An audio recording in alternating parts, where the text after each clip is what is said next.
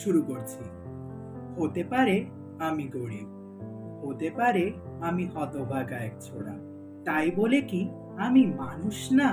আমি অমানুষও না। হতে পারে আমি অশিক্ষিত, হতে পারে আমি দারিদ্র, ধনীদের মতো গাড়িতে চড়ে যেতে পারিনি কখনো, তাই বলে কি সম্মানও নাই কখনো? জানি না ভাই, কখন কি যে হয়। ধনীরা হয় উচ্চ শ্রেণীর, গরিবরা হয় নিম্ন শ্রেণীর। ধনীদের সবাই শাসক বলে, তাই তো দেখি দিনকে দিন চলে। তাই বলে কি প্রতিবাদও নাই? জানি না ভাই।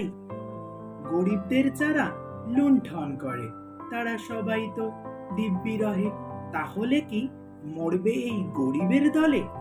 জানি না ভাই, তাই প্রতিবাদও নাই। যা হয় তা দেখে যাও ভাই, বলার তো কেউ নাই। সকলকে ধন্যবাদ।